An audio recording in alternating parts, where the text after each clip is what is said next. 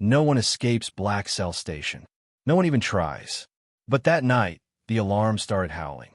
Steel doors buckled like paper. And through the smoke, she stepped in, or maybe out.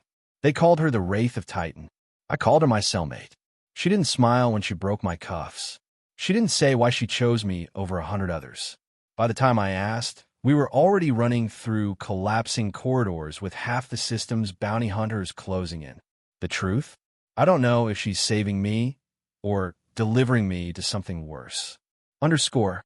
Beneath the permanent shadow of Saturn's rings, where sunlight was nothing more than a pale reflection swallowed by the void, Black Cell Station hung in silence like the rusted jaw of some great dead predator. It had no windows to the outside, no broadcast beacons to announce its position, only the slow crawl of patrol drones circling in preset arcs, each carrying enough firepower to erase anything within 1,000 kilometers. Inside, the air was a recycled echo of sweat, oil, and disinfectant, sterile enough to keep disease from spreading, but heavy with the stale weight of years without freedom. Inmates lived in narrow coffin cells cut into the station's inner walls, each stacked upon the next, until the blocks resembled vast metallic catacombs. The guards were fewer than the prisoners, but their control was absolute. Each corridor layered in overlapping kill zones, each movement tracked by sensors capable of picking out the difference between an idle heartbeat and the twitch of someone ready to strike. The narrator had been here long enough for the routine to burn itself into his mind. The hum of grav plates warming each morning, the flicker of the ceiling strips before artificial dawn, the cold slab meals slid through automated slots, the constant underlying vibration of the reactor buried somewhere in the deep levels. Survival was measured in predictability, never standing out, never making a move that drew notice. But predictability shattered the day she arrived. Pale eyes, not washed out but almost luminescent, cutting through the shadows like they reflected a light no one else could see. Her steps made no sound, even on the steel decking, and the movement of her body was measured with a precision that made the hairs on the back of the neck rise, without explanation. Scars ran across her skin in fine, intricate lines, not the jagged marks of violence, but patterns like maps, as though someone had charted entire worlds into her flesh. She spoke to no one. She looked at no one. She simply existed in the space she was given, and somehow that was enough to make every hardened killer on the block avoid her gaze. The narrator, from the narrow confines of his own cell, had seen her every day since. Weeks passed. No incident. Then one cycle the lights died. Not the flicker of a power fluctuation, but an immediate, absolute darkness, so complete that even the faint red standby glows of the security panels vanished. A silence followed, not the usual restless shuffle of the cell blocks, but something heavier, as if the station itself were holding its breath. Then, a sound like the exhalation of some vast mechanical lung, the soft hiss of cell doors unlocking. Every inmate in Black Cell knew what that meant. Riots, violence, blood, and the inevitable purge that would follow when the guards reasserted control. But before the chaos could start, before shouts or footsteps echoed through the dark, the sound came. Not footsteps, not running, but the steady, measured movement of someone walking with absolute certainty. The faint shift of air told the narrator she was already outside her cell, and though the darkness was total, he could feel her passing by, an invisible presence that left the hair on his arm standing. Somewhere down the corridor, a guard's comm channel crackled to life, then cut out midward. Another guard's boots shifted position, then stilled abruptly, as if the man wearing them had simply ceased to exist. There were no cries, no sounds of struggle, just absence. Guards were vanishing in the dark without resistance, without warning, as though they had been waiting for her, as though they had always known this moment would come. The narrator stayed still, forcing himself not to breathe too loud, yet he felt the slow, growing awareness that the pattern of her movement was drawing closer, each step deliberate, each pause loaded with unspoken intent. The riot never began. No one moved. The darkness did not break. Somewhere in the depths of Black Cell, The automated systems that maintained the hierarchy of control had been severed from their purpose, and in that severance, the walls between predator and prey blurred until no one could tell who was which. Then she was there, no sound of approach, no warning. A presence at the threshold of the narrator's cell, the faint displacement of air, the cold static prickle along the skin. In that pitch-black void, she turned toward him, and though he could not see her eyes, he felt them, pale and unwavering, cutting straight through the darkness and into him. In that moment, he understood two things with absolute clarity. First, that everything happening around them was not random chaos, but an unfolding plan, and second, that the plan had already accounted for him. The moment she moved, the narrator's body moved too, not by decision, but by some instinct that told him to follow or vanish with the others who had already gone silent. Her steps made no sound, yet he felt her trajectory in the still air, a thread of motion cutting through the blackness of Black Cell's arterial corridors. The world narrowed to sensation. The cold brush of bulkhead walls, the hollow reverberations of the deck plates underfoot, the faint scent of ozone bleeding from severed circuits somewhere deep in the prison systems. Around them, the dark was absolute, swallowing every familiar landmark. Without the station's guiding lights, the cell blocks became a labyrinth of featureless corridors, intersecting maintenance shafts and dead ends where oxygen scrubbers hummed behind sealed bulkheads. The first sign of pursuit came as a vibration, a faint, irregular thrum that resonated through the soles of his feet. The narrator had lived in Black Cell long enough to recognize the signature. Reconnaissance drones, released in swarms, each no larger than a human skull, each programmed to hunt with mechanical precision. They moved not with the steady march of patrol machines, but in coordinated bursts, stopping to scan, then surging forward with needlepoint accuracy. She did not slow. Without hesitation, she veered into a maintenance passage so narrow the narrator had to turn his shoulders to fit, her movements unerring as though she could see every turn before it came. The darkness was no hindrance to her. It was her element, and in it, she was faster than any predator he had known. The air changed as they descended. The faint, stale tang of recycled atmosphere gave way to the sharp, acrid scent of coolant, and the walls grew warmer under his fingertips. The deeper maintenance tunnels wrapped around the prison's reactor core, a labyrinth of obsolete construction where even the guards rarely ventured. Here, the hum of machinery became a constant undertone, masking their footsteps, but also making it harder to distinguish the approaching drones. A thin, sharp beam of red light cut briefly through the dark behind them, painting the tunnel walls for a fraction of a second before vanishing. The drones had switched to stealth mode, suppressing their own emission signatures. Now, they hunted by thermal trace, by the faint electromagnetic whispers of human neural activity. She guided them without pause, taking turns that should have led to dead ends, only for the walls to peel back into hidden cross-tunnels. The narrator realized with a creeping unease that she was not simply guessing. She knew the layout of the station in its entirety, including sections long sealed from general access. Either she had spent years memorizing the schematics, or she carried some deeper connection to the place. Overhead, a muffled metallic groan reverberated through the walls as blast shutters slammed down across major access corridors. The prison's central AI was locking down, reshaping the escape routes in real time, calculating vectors to box them in. You could almost hear the logic of the machine at work, closing 3 exits for everyone that remained, herding them toward a final choke point where the drones could converge. They moved faster. The maintenance tunnels became angled shafts, rising and falling through the station's bones in disorienting sequences. Twice, they crossed through chambers filled with the low hiss of venting atmosphere, where faint white vapor drifted toward grates in the floor. The temperature shifted without warning, sudden pockets of cold so deep it ached in the marrow, followed by humid, stifling heat that clung to the skin. The first drone made contact in a narrow vertical shaft, its silhouette only a darker shadow against the dark. It darted forward on silent grav stabilizers, mechanical limbs unfolding to reveal a spined injector.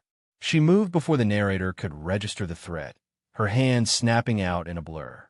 A crunch of composite casing echoed in the shaft as the drone fell, lifeless, into the darkness below. The kill did not slow her. If anything, it seemed to sharpen her pace. More vibrations echoed from the tunnels behind and above, now overlapping, 3, 5, perhaps more drones adjusting to intercept. Somewhere in the deeper levels, the narrator thought he heard the hollow, distant reverberation of heavier machinery, deployments meant for riot suppression rather than reconnaissance. They threaded through junctions with inhuman precision, every choice leading them further into the unlit sections where the walls were streaked with the ghostly outlines of construction scaffolds long since abandoned. The decking shifted here, old metal plates groaning under their weight, and the stale air tasted of dust and oxidized iron. At one point, they emerged into a cavernous, lightless chamber where the ceiling was lost in shadow and the floor was an uneven patchwork of graded walkways over a yawning void. The sound here changed, each step sending echoes spiraling upward until they were swallowed by the hum of the station's hidden heart. Across this space, far on the other side, the faint glimmer of movement betrayed the swarm. The drones had found them again. She did not run in panic. She moved with absolute certainty, threading through the maze of catwalks at a pace that left the narrator struggling to keep up. The drones began their descent into the chamber, slipping between the walkways like shadows, peeling themselves from the darkness. Their pursuit was silent but relentless, and for the first time, the narrator felt the cold edge of inevitability against his spine. Another turn, another shaft, and the air shifted once more. The subtle metallic tang grew stronger, mingled now with something sharper, dry, filtered cold. Ahead, the corridor widened into a segmented passage with bulkhead rings and emergency seals built into the floor and ceiling. The curved walls were scuffed and scarred by decades of use. But here, the darkness was not absolute. A faint, pale glow seeped in from somewhere ahead, diffused and soft, yet carrying the unmistakable clarity of unfiltered starlight. The prison's AI responded instantly. Sirens erupted deep in the walls, muffled by layers of metal, and the passage ahead began to constrict as armored blast doors slid into place. Panels along the bulkhead flickered with status lights, each one indicating a lockdown sequence in progress. She broke into a final sprint, every movement fluid, precise, and almost soundless. The narrator followed, lungs burning, as the walls narrowed and the glow ahead grew brighter. The cold deepened with every step until the air itself felt thin, as if they were already halfway into vacuum. The drones closed the distance. Shadows flickered in the pale light behind them, slipping between the narrowing rings of the corridor. The faint whine of their grav stabilizers grew sharper as they adjusted to maximum thrust. The last bulkhead yawned open before them, an airlock. Its inner chamber was lit only by the soft, fractured gleam of Saturn's distant light refracted through the narrow viewport. The steel floor was marked with faded hazard stripes, and a suit rack hung empty on the wall, stripped bare. The narrator's momentum carried him into the chamber just as she reached the control panel. The door behind them began to close, its massive mechanisms grinding into place as the first of the drones slipped through the gap. She did not reach for a weapon. She did not even look back. Her hands moved across the panel in a blur, inputting commands faster than he could follow. The hiss of pressure release filled the chamber, low at first, then building in intensity. The cold became a living thing, wrapping around his bones. The faint pull of decompression teased at his balance, and the light through the viewport grew brighter, sharper, like a blade drawn from its sheath. She turned toward him at last, pale eyes catching the starlight in a way that made them seem almost luminous. There was no hesitation in her gaze, no explanation in her expression, just the inevitability of someone who had already calculated every possible outcome. The last thing he felt was the sudden, absolute force of her hands against his chest. The airlock's outer door yawned open to the void, and the narrator was pushed into the vast, silent cold without a suit, without warning, and without time to draw breath. The first sensation was not cold, but the absence of air, a silence so total it crushed the mind before the body could catch up. The narrator spun through a black sky fractured by sheets of pale, orange haze, his limbs weightless yet heavy with the pull of Saturn's distant gravity well. Below him, Titan's vast curve rolled into view, its surface a patchwork of frozen lakes and jagged ridges, veiled beneath churning clouds of methane and nitrogen. Ice crystals drifted like slow-motion ash around him, each one catching faint light from the distant sun, glimmering for an instant before dissolving back into shadow. His breath, what little he had drawn before the void claimed him, crystallized in an expanding halo that drifted away from his face. Every heartbeat was slower than the last, the cold sinking into his core, numbing thought and sensation alike. The pale streak of her figure was already receding above him, framed for a heartbeat in the airlock's silhouette before the door sealed and swallowed her from view. The prison was gone, hidden somewhere in the swirling haze above, its shape lost against Titan's muted sky. Gravity's invisible thread drew him lower, dragging his tumbling body into the high atmosphere where frozen gases churned in massive, soundless waves. Pockets of pressure collapse whipped past him, scattering clouds into spiral vortices that briefly revealed glimpses of the dim surface far below, seas of hydrocarbon so still they mirrored the sky. Time fractured into a haze of fragments, flashes of light refracted through ice, the muffled throb of blood in his ears, the distant glint of orbital debris catching faint solar reflection. His suitless body was not built for this place, yet some stubborn rhythm of survival still pulsed at the edges of his fading awareness. Through the growing blur, a shape emerged from the clouds, a dark, angular silhouette gliding without visible propulsion, its edges rimmed with frost. The craft was small, barely larger than an escape pod, its hull patched with mismatched plating. It cut through the methane haze in silence, altering course with subtle bursts of thruster gas almost invisible in the thin light. The skiff approached without hesitation, angling so close he could see the frost crackling along its forward viewport. A narrow mechanical arm extended from its underside, reaching with a hooked retrieval clamp. The grip was cold and metallic against his torso as it seized him, halting his slow tumble. With a jolt that sent new pain through his half-frozen muscles, he was drawn toward the vessel's belly and into the dim-lit airlock. The hatch sealed, pressure hissed in, and the faint vibration of machinery hummed through the deck beneath him. Shadows shifted above, the outline of a figure bent over him, moving with a precision born not of curiosity, but of necessity. The light inside the skiff was low, filtered through amber safety panels that turned every surface into shades of rust and shadow. The figure was lean, their face partially hidden beneath the high collar of an insulated jacket, frost still clinging to the fabric. There was a way they moved, quick, certain, unhesitating, that told him they had done this before. Somewhere in the haze of returning air and sound, another shape appeared. Her. She stepped from the rear compartment as if she had always been there, pale eyes glinting in the muted light, the lines of her expression unchanged from the moment she had pushed him into the void. The two spoke, their words low and sharp, in a rhythm the narrator's mind could not match. It was a language not built from familiar syllables but from clipped bursts of sound, altered intonations, and deliberate pauses, coded, layered, meant to carry meaning beyond the surface. Even in his fogged state, he understood this much. Whatever they were saying was not meant for him. The skiff moved in long, steady arcs through Titan's atmosphere, weaving between the denser clouds where visibility dropped to nothing and narrow corridors of clearer space where the sky opened in pale, frozen stillness.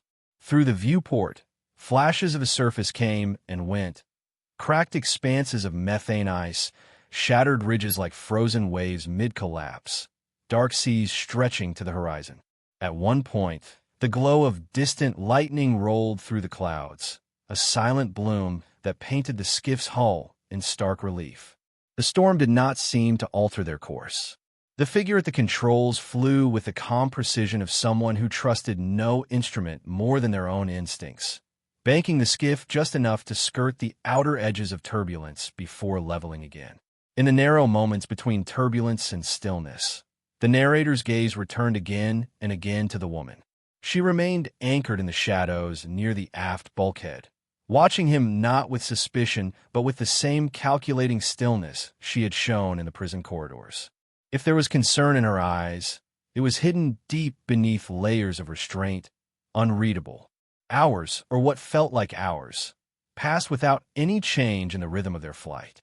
The hum of the skiff's systems became a constant backdrop, steady as a heartbeat, until the silence was broken by a faint chime from the control panel.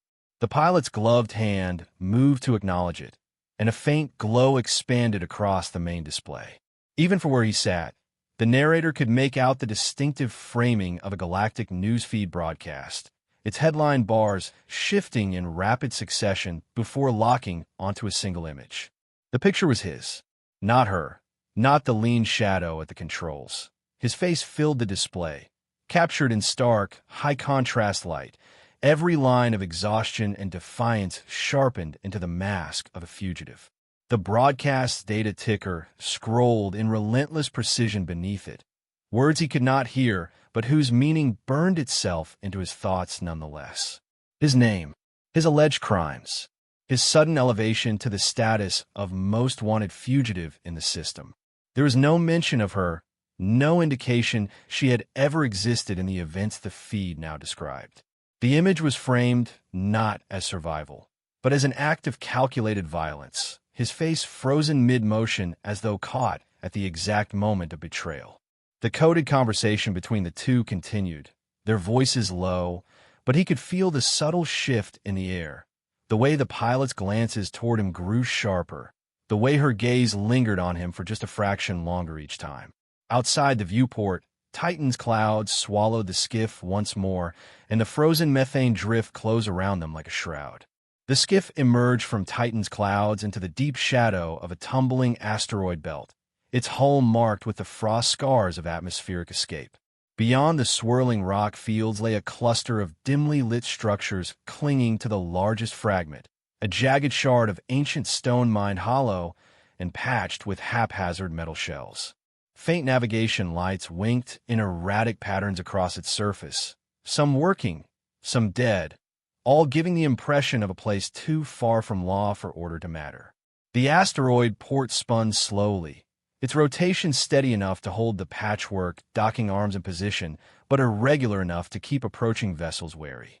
The skiff's pilot threaded through the drifting debris with measured precision, cutting main thrusters to drift under the cover of a larger or hauler before angling toward a shadowed berth.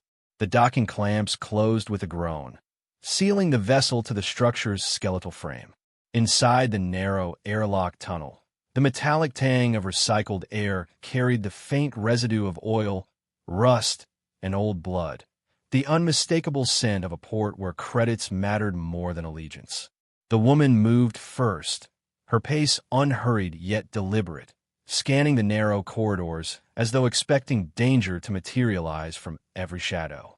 The pilot remained behind, disappearing into the dim-lit recesses of the skiff's cabin, leaving the narrator to follow her into the station's interior. The port's main corridor was a patchwork artery of welded scrap panels and exposed cabling, its floor slick with condensation from the failing climate regulators. Traders, smugglers, and mercenaries moved through the passage in wary currents, each measuring the others with glances that lingered too long. Somewhere deep in a metallic labyrinth, a low bass hum pulsed through the walls, the steady beat of the port's main reactor, its age betrayed by the occasional stutter in its rhythm.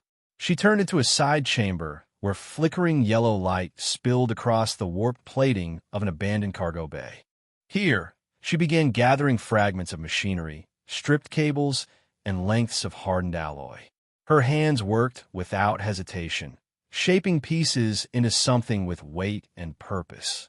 The movement was swift, but not frantic, each strike of her tools deliberate, each assembly tested with a precise flick of her wrist. The narrator's gaze drifted as he tracked the flex and angle of her movements, the way the faint glow caught on the pale line of her neck. And that was when he saw it.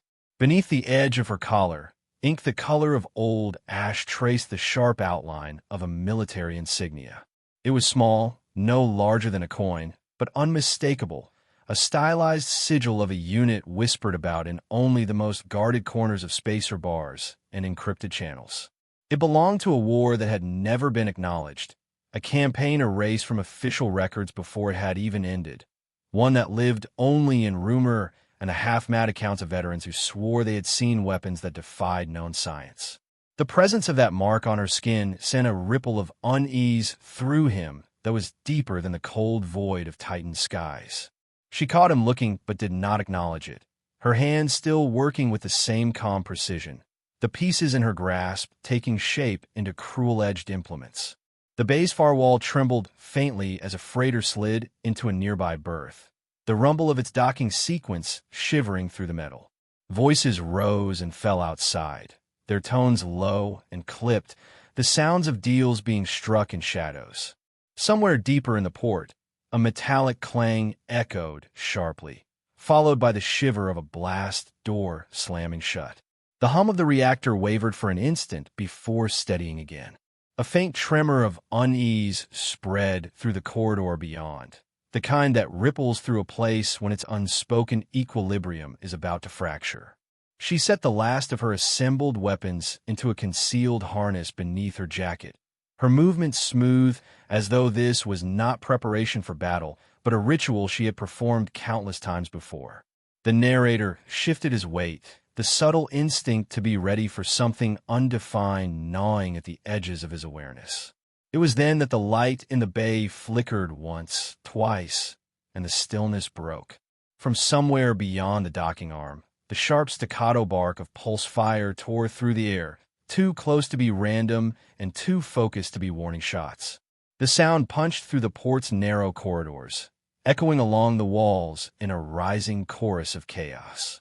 Shouts erupted in answer, the tones panicked and urgent, and the steady rhythm of footsteps was replaced by the stampede of bodies seeking cover.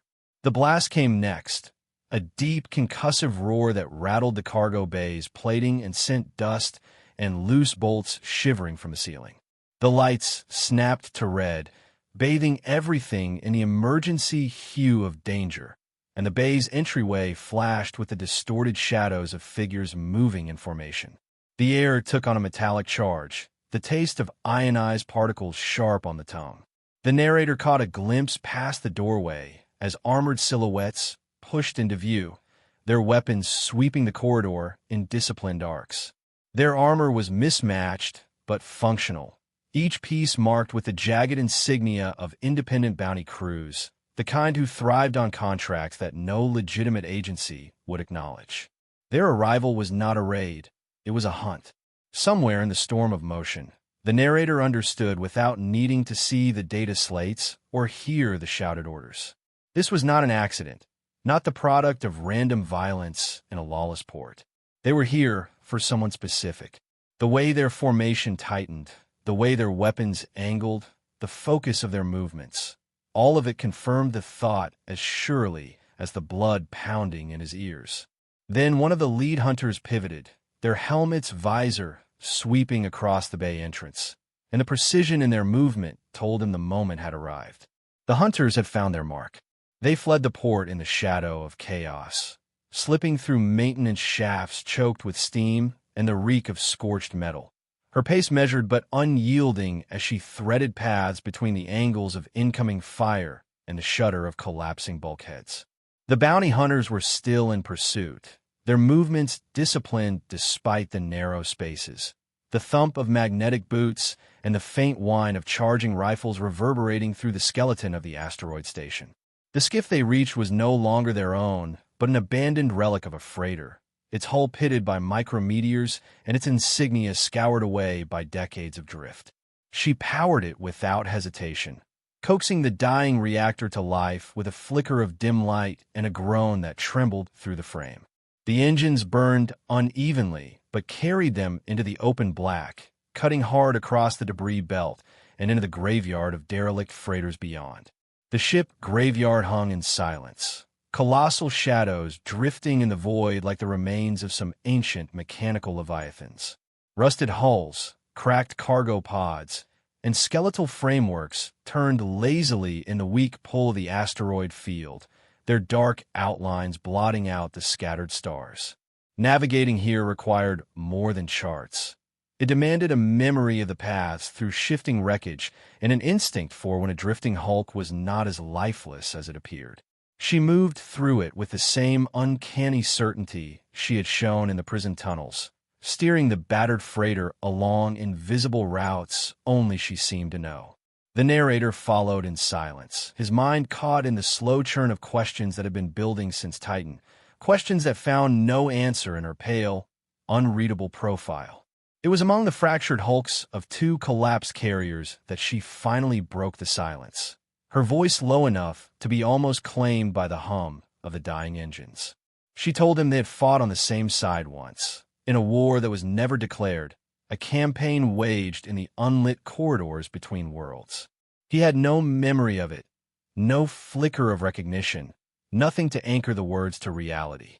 The claim hung in the cold air of the cabin like a shadow that refused to fade, and though she said no more, the weight of it pressed into him until even the distant groan of drifting hulls felt like an echo of some half-forgotten battlefield. The graveyard seemed to grow tighter as they pushed deeper, the wrecks clustering into narrow passages where the freighter's frame scraped against the walls with a sound like bone against stone. It was in one such choke point that he noticed the first trace of something amiss, the faint, intermittent glow of a data node embedded in the side of a gutted transport. It was ancient, predating modern encryption standards, yet still active, the faint hum of its core cutting through the background silence. She ignored it, pressing forward, but the narrator's eyes lingered on it as they passed, a fragment of instinct telling him that the presence of such a thing here was no accident. They emerged into a wider clearing in the wreckage, the space littered with debris that drifted in slow spirals. It was there he found the first piece of evidence. A fragment of a personnel log drifted onto their console feed, an encrypted file so badly corrupted that the text appeared only in shards. His name was there, attached to a designation he did not recognize, and beneath it a note that the memory had been locked by command-level protocol. The file was unsigned, but a single tag remained intact, an operation name that sent a faint shiver through him, though he could not say why. The ship's sensors caught more fragments as they moved, each one a piece of something larger, each one hinting at actions he could not remember. She said nothing, but there was a subtle change in the way her hands moved over the controls, as though she knew the shape of what he was beginning to see. They stopped to scavenge supplies from the hollow interior of collapsed medical transport, its walls lined with frost-crusted panels and its floors littered with shattered equipment. It was there, in the shadow of a broken medbay door, that he found the device. Small enough to fit in his palm, it flickered weakly as he lifted it, its interface sparking to life with the ghostly shimmer of a hollow recording. The image that emerged was grainy but unmistakable. He saw himself standing in what appeared to be a command deck, the background alive with the distant roar of some unseen bombardment. His posture was rigid, his expression unreadable, and his eyes he knew were his own, stared past the hollow's field as if fixed on something far beyond the moment.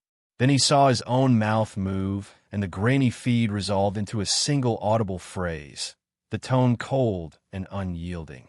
It was an order, clear and absolute, directed to forces unseen, an order that carried the weight of finality.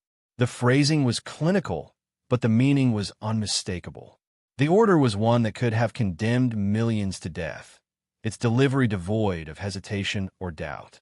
The hollow shimmered and cut out, leaving only the dim hum of the freighter's systems and the distant groan of the derelict graveyard. In the silence that followed, the narrator felt the void pressing in closer than it ever had, the shape of the truth not yet fully revealed, but no longer hidden in shadow. Somewhere in the darkness between the drifting hulks, The past he had never known was beginning to take form. And with it came the understanding that whatever lay ahead, it would not be shaped by the person he thought he was, but by the one he had been before the memories were stripped away. The graveyard of derelicts fell away behind them as the skiff slid into the deeper black, its engines running cold to mask their signature, but the silence inside was heavier than the void beyond the hull. He sat motionless, eyes fixed on the dim starfield, yet every flicker of movement in the reflection of the canopy drew him back to her.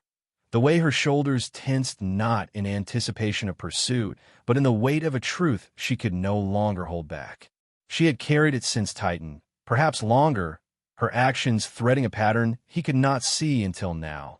Each moment of precision, every calculated escape, every risk she had taken fitting into a shape he did not yet understand. The truth emerged not in words, but in the measured control of her movements, in the rare shift of her gaze toward him, in the knowledge that their paths had never been random. She had come for him, not as an ally, not as a rescuer born of chance, but as someone who had carved her way through locked doors, automated kill zones, and walls of steel and law for a purpose singular and unyielding. The hollow in his memories was no accident. It was a constructed absence, a clean excision from history designed to erase not just a man, but the weight of what he had once been.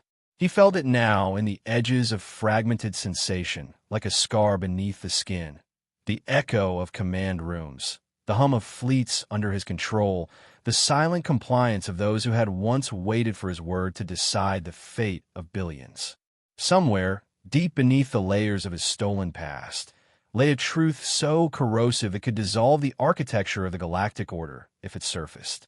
It was not revenge his pursuers wanted, nor justice for a crime he could not recall.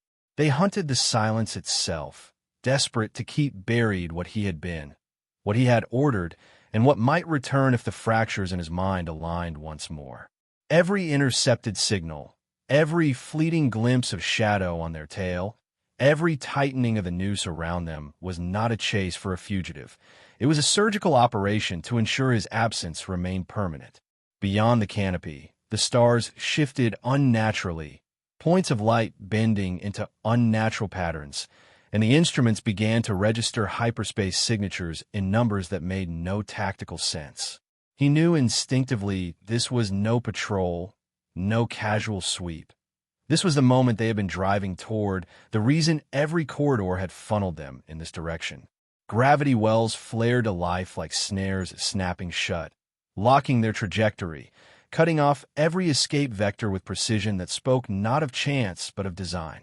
The darkness between the stars fractured as ships emerged, not one or two, but an entire wall of steel and light, their silhouettes sharp against the void, flanking each other in perfect formation.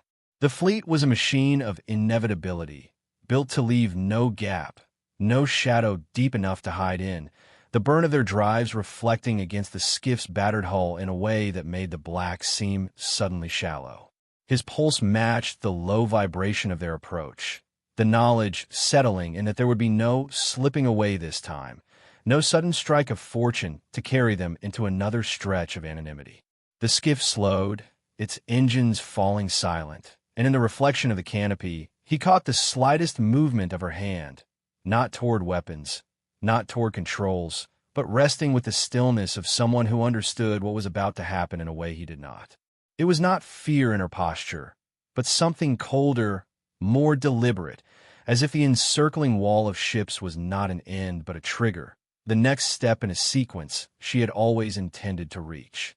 The noose tightened in perfect silence, and he could feel the edges of his stolen past pressing closer, each heartbeat dragging him toward a truth he might not survive, the empty spaces in his mind filling with the faintest outlines of something vast and merciless.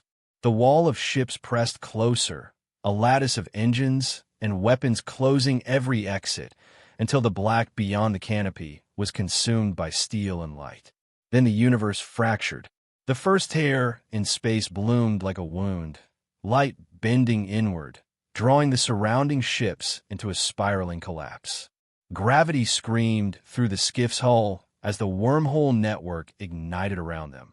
not with the steady precision of a controlled transit, but with the convulsions of a dying system tearing itself apart. The encircling fleet broke formation in an instant, ships pivoting hard towards safety, but the folds of space twisted faster than they could flee, ripping their trajectories into jagged fragments. She drove the skiff directly into the chaos, the controls trembling under forces no design had accounted for. Every gauge redlined, every alarm drowned beneath the deep, bone-shaking hum of collapsing reality. Fractured wormholes flared open without sequence, some yawning wide enough to swallow entire dreadnoughts, others snapping shut like jaws, shearing metal into drifting wreckage. The skiff darted between the maelstrom, navigating paths that seemed random yet carried a terrifying precision, as though she had traced this suicide run in her mind long before they reached it. Memory bled into him without warning, not in gentle trickles, but in flooding, searing waves that tore through the hollow spaces in his mind, burning away the fog. He was back on the edge of a different battlefield, years before the prison, before the exile, before his name had been erased. He saw her then not as an enigma, not as the silent shadow that had haunted his escape, but as a soldier at his side, the two of them moving in lockstep through fire and ruin.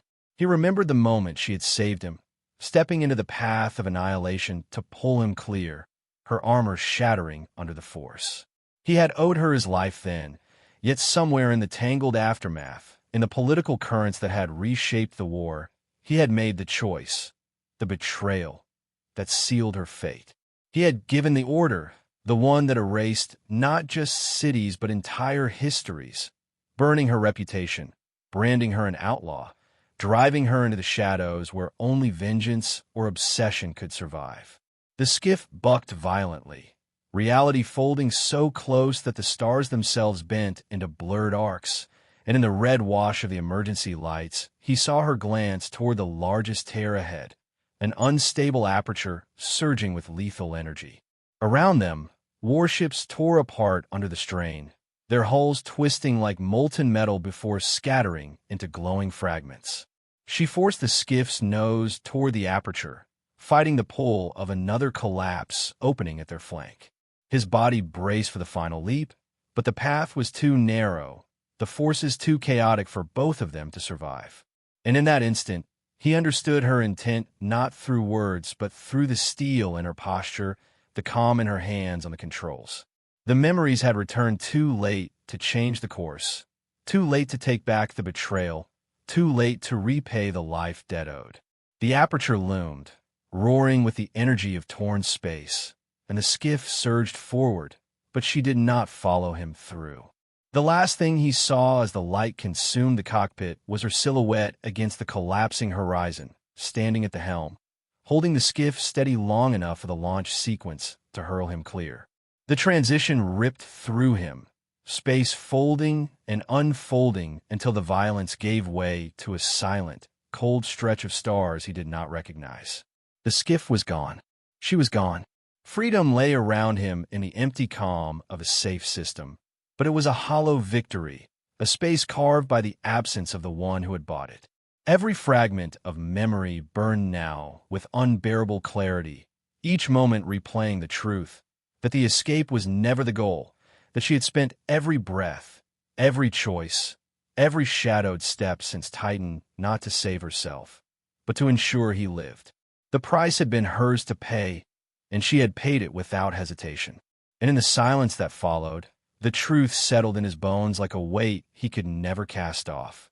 Freedom wasn't the escape. It was the price she paid so he could run.